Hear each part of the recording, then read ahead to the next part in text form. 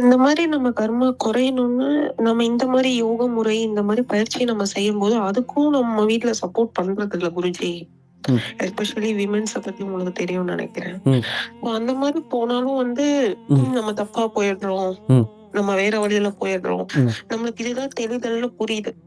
நம்ம இந்த மாதிரி நம்ம வாழ்க்கையில நம்ம எவ்வளவுதான் ப்ரூஃப் பண்ணாலும் நம்ம நல்லவங்க நம்மள ஏத்துக்க மாட்டேன்றாங்க. சரி அப்படி விட்டுட்டு சரி நம்ம யோக முறை பயிற்சியோ நம்ம இந்த மாதிரி யோகம் சார்ந்து போனாலும் அதை நோக்கி போனாலும் நம்மளுக்கு தவறுதலான பேர்கள் சூட்டப்படுது.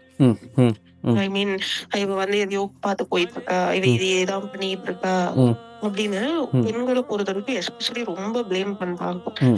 இந்த மாதிரி இருக்க சூழ்நிலையில என்ன குருஜி பண்றது? ஒண்ணுமே விஷயம் இல்லம்மா.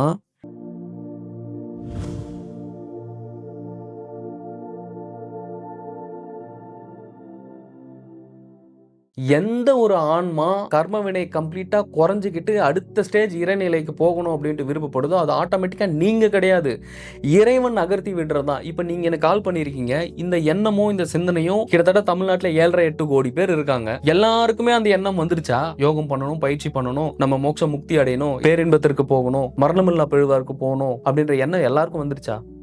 தெரியலையே. அப்படி கிடையாது.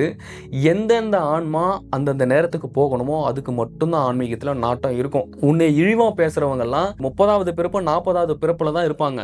இந்த மாதிரி நீங்க நெருங்கி வரீங்கன்னா கிட்டத்தட்ட நீங்க 1000வது பிறப்புல இருக்கலாம், இல்ல 2000வது பிறப்புல இருக்கலாம். அப்படி இருக்கிற ஆன்மாக்கள் மட்டும்தான் யோகம், தியானம் இந்த மாதிரி அவங்களுக்கும் உங்களுக்குமே கம்ப்ளீட்டா வேறுபடும் பல விஷயங்கள். அவங்க எப்படின்னா, நான் துன்பப்பட்டாலும் பரவாயில்ல, நான் இதுலயே இருக்கேன், நான் என்ன நடந்தாலும் பரவாயில்ல, நான் இதுலயே இருக்கேன், நான் திருப்பி நம்பி போறேன், நான் மறுபடியும் இதுலயே நசுங்குறேன், நான் இப்படியே இருக்கேன் அப்படின்ட்டு அந்த வாழ்க்கையை அப்படியே அக்செப்ட் பண்ணிட்டு அதுலயே இருந்து அப்படியே உருண்டு அதுலயே பிறண்டு அதுலயே செத்து போறது. அதான் இங்க எல்லாருமே பண்றது. ஆனா அப்படி இல்லை. இங்க யார் ஒருத்தங்களுக்கு அதீத துன்பம் வருதோ அது இறைவனோட விளையாட்டு. அந்த விளையாட்டுல இருந்து நீ தப்பிக்கணும் அப்படின்னா, அந்த விளையாட்டுல நீ கம்ப்ளீட்டா நீ வின் பண்ணி நீ வெளியே வரணும்னா யோக பயிற்சி மட்டும்தான் முடியும். இதனாலதான் சித்தர்கள் முதற்கொண்டு இன்றளவும் யோகிகள் எல்லாருமே பயிற்சியில் ஈடுபட்டு தன்னை மேம்படுத்திக்கிறது. அவங்க அப்படி பேசுறாங்கன்னா அவங்க மனம் பக்குவப்படலை, அவங்க இன்னும் அந்த சிந்தனைக்கும் அந்த தெளிதலுக்கும் அந்த தெளிவுக்குமே வரலன்னு அர்த்தம்.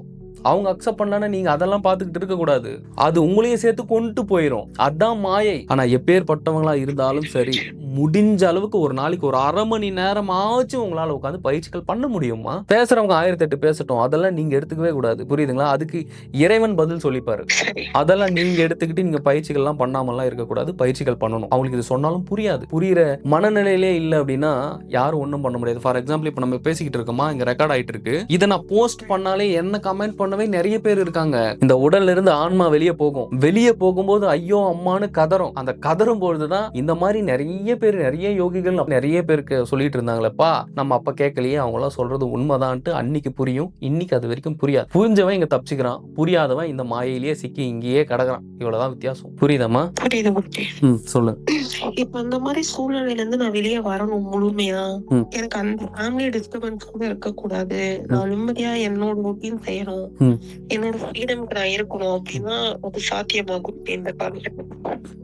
பெண்கள்லாம் ஆன்மீகத்துக்கு அன்னைக்கு இருந்த ஜென்ரேஷன்ல அன்னைக்கு இருந்த காலகட்டத்துல சாத்தியமே கிடையாது. பெண்கள், நான் வேற ஒரு காணொலியில பேசியிருப்பேன், பெண்கள்ல சித்தர்களே கம்மி, விரல விட்டு எண்ணக்கூடிய அளவுக்கு தான் இருக்காங்க.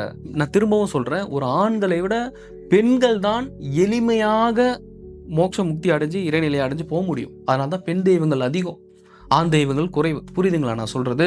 சொல்லுங்க. ஆனா நீங்க அதுல இருந்து வரணும் அப்படின்னா நீங்க அப்படி உடனே வந்துடுறது கிடையாதுமா. நீங்க பயிற்சி எடுக்க எடுக்க உங்களை சுத்தியே இறைவன் ஒரு ப்ரொடெக்ஷன் பண்ணிடுவாருமா. பிரம்மயோகம் பண்ண பண்ண கொஞ்சம் ஒரு ப்ரொடெக்ஷன் பண்ணிடும். ஏன்னா பிரம்மயோகம் வந்து சாதாரண பயிற்சி கிடையாது. பிரம்மானந்த ஸ்ரீ சிவபிரபாகர சித்தயோகி சுவாமிகள் குருநாதர் அவருக்கு எனக்கு சூட்சமமாக அளிக்கப்பட்ட பயிற்சி அது. அது அவ்வளவு சக்தி வாய்ந்த பயிற்சி. கண்டினியூவா நீங்க பண்ண பண்ண பண்ண பண்ண பண்ண உங்களோட தன்மையும் சரி, உங்களுக்கு முழுமையா உங்களுக்கு என்ன வேணுமோ அது தானா வந்துடும். ஆனா ரெகுலரா பண்ணணும். முதல்ல எது கொடுக்கும் அப்படின்னா உங்களுக்கு உண்டான மன நிம்மதியை கொடுக்கும். ஏன்னா மன நிம்மதியா ரொம்ப ரொம்ப ரொம்ப ரொம்ப இம்பார்ட்டன்ட். நீங்க எப்போ உங்களுடைய மனசை நிம்மதிப்படுத்துறீங்களோ, எப்பொழுது மனதை சாத்வீக குணத்துக்கு நீங்க கொண்டு வரீங்களோ, அதுக்கப்புறம் கம்ப்ளீட்டா உங்களுடைய கர்மால போய் கை வைக்கும் பிரம்மயோகம். கம்ப்ளீட்டா கர்மாவை அதுக்கப்புறம் குறைக்க ஆரம்பிச்சிடும் உங்களுக்கே தெரியாம. ரொம்ப ரொம்ப சக்தி வாய்ந்த பயிற்சி பிரம்மயோகம்.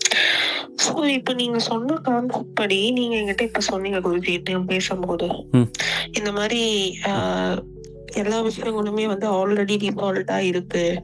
நம்ம இங்க தீர்மானிக்கிறது எதுவுமே இல்ல. அப்ப நம்ம தீர்மானிக்கிறது இங்க எதுவுமே இல்ல அப்படிங்கும்போது அது எப்படி ஒரு கர்மாவா மாறுது? இது எல்லாமே கடவுள் தான் செய்றாருன்னே இருக்கட்டுமே, அது எப்படி கர்மா அப்படிங்கிற கான்செப்ட்